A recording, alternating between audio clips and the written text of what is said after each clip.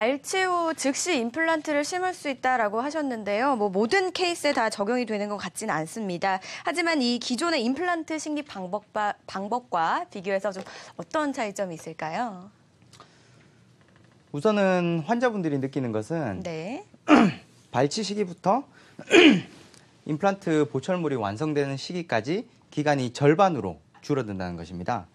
기존의 치료 방식에서는 치아를 뽑게 되고 그런 이후에 3, 4개월 정도 기다린 이후에 네. 뼈가 확실히 아물게 되면 그 이후에 임플란트 나사를 뼛속에 심는 수술을 하게 되겠죠.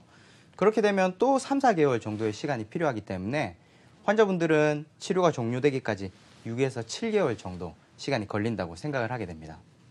하지만 그림에서 보시는 것처럼 치아를 뽑는 순간 바로 임플란트를 심게 되고요. 주변 비어있는 뼈 부위에는 뼈를 보강해주는 뼈이식을 하게 되겠죠. 네.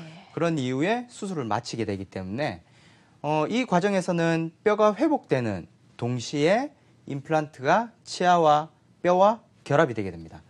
그렇기 때문에 환자분의 기간이 절반으로 줄어들게 되는 것이죠. 네. 또한 기존의 치아를 뽑는 수술을 따로, 그런 이후에 다시 아문 뒤에 임플란트를 심는 수술을 따로 하는 두 번의 수술을 했었다면 네. 이 방법은 환자분이 한 번의 마취를 통해서 치아를 뽑고 동시에 임플란트를 심기 때문에 환자분이 수술에 대한 부담감도 훨씬 적게 되고요. 마지막으로 이런 방식의 뼈이식은 우리가 뭔가 없어진 뼈를 새로 만들어주는 이런 방식의 뼈이식이 아니고 네. 환자분들이 가지고 있는 기존의 뼈를 최대한 유지하면서 뼈이식을 하는 방법이기 때문에 네. 저는 환자분들한테 이런 방법을 많이 권유를 하고 있습니다. 그렇군요. 자, 발치 당일에 임플란트가 식립이 가능하다면 아무래도 치료 기간이 확실히 줄어들 수는 있을 것 같습니다. 하지만 그렇다고 해서 모든 환자가 이런 경우가 해당이 되지는 않을 것 같아요, 원장님. 혹시 불가능한 경우가 있다면 어떤 경우일까요? 네, 치아를 뽑고 바로 심는 수식에서 가장 중요한 것은 네. 임플란트의 고정력입니다. 임플란트를 잡아줄 기본적인 뼈가 없을 정도로 예. 많이 잇몸뼈가 상하신 분들은 어쩔 수 없이 뼈이식을 먼저 하고 네. 그런 이후에 뼈가 좀 딱딱해지고 난 다음에 임플란트를 심을 수밖에 없고요. 예.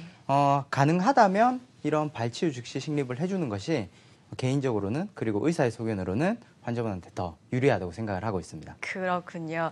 자, 일단 뼈가 약하고 골 이식술이 필요한 경우에는 당일 발치와 식립이 되지가 않는 것 같습니다. 그렇다면 말씀해주신 골 이식 수술과 이 임플란트 치료를 병행할 경우에는 어떻게 좀 치료가 이루어지는지도 좀 살펴보도록 하죠.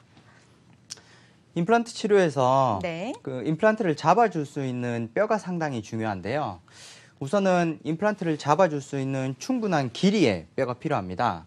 그런 이후에는 임플란트를 잡아줄 수 있는 충분한 폭의 뼈가 필요한데요. 네네. 위턱뼈 어금니 같은 경우에는 상악동이라는 공기 주머니가 있기 때문에 임플란트를 잡아줄 충분한 길이의 뼈가 없는 경우가 많습니다. 그런 경우에는 상악동 거상술이라는 뼈이식 방법 보강을 통해서 보시는 바와 같이 임플란트를 좀 튼튼하게 사용하실 수가 있고요. 네. 치아를 뽑은 지가 오래된 환자분들은 치아를 뽑는 순간부터 잇몸뼈가 녹는 경우들이 많은데요. 네. 오랜 시간이 지나다 보면 임플란트를 잡아주기에 폭이 상당히 좁은 경우들이 많이 있습니다. 이런 경우에는 우리가 튼튼한 임플란트를 사용하기 위해서 잇몸 폭을 늘려주는 예. 뼈이식을 하면서 임플란트를 시행하게 됩니다. 그렇군요. 자, 아무래도 임플란트를 받쳐주는 이 뼈가 무엇보다도 튼튼해야지 시술이 잘 이루어지는 것 같습니다.